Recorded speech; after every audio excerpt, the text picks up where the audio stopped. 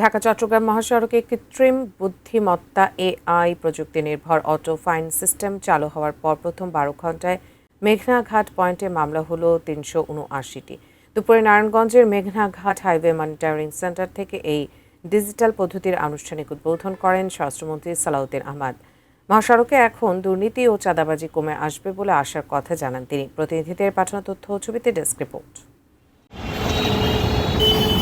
অবশেষে ঢাকা চট্টগ্রাম মহাসড়কের প্রায় ২৫০ কিলোমিটার জুড়ে বসল ১,৪২৭টি এআই ও সিসিটিভি ক্যামেরা।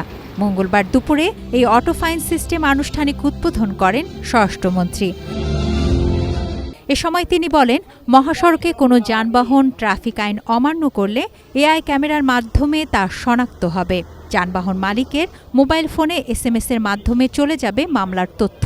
সে মামলা নিষ্পত্তিও হবে ডিজিটাল পদ্ধতিতে। ফলে দুর্নীতি ও হয়রানিও কমে আসবে বলে আশা প্রকাশ করেন স্বরাষ্ট্রমন্ত্রী। গাড়ির মালিক সেই ফাইন আদায় করতে পারবেন। সেটা একবার, দুইবার, তিনবার হলে তারপরে রেজিস্ট্রেশন ক্যান্সেল হবে কিনা সেটা BRT এর আইন অনুযায়ী হবে। আমরা আশা করি এই বিষয়ে জনসচেতনতা আরও বেশি বৃদ্ধির লক্ষ্যে মিডিয়াতে এবং বিভিন্ন মাধ্যমে সেটা আরও বেশি প্রচারণা দেবেন।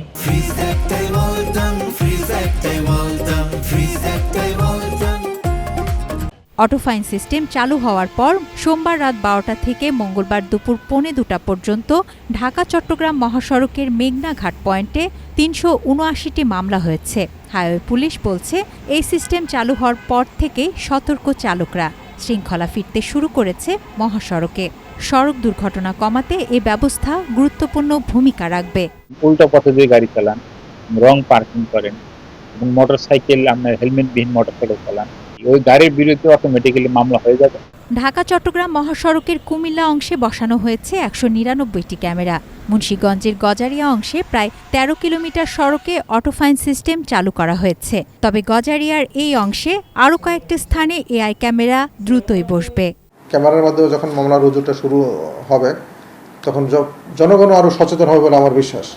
কারণ এখন তো পুলিশ যখন সামনে দেখে তখন সে হয়তো গাড়ির নিয়মকানুন মেনে চলে। যখন বুঝবে যে না, ক্যামেরা দিয়ে আমাকে তদারকি করা হচ্ছে, আমার মনিটর করা হচ্ছে, তখন তার মধ্যে সেই অ্যাওয়ারনেসটা ডেভেলপ করবে। তুনাজিনা তনু, ডেস্ক রিপোর্ট, ATN নিউজ।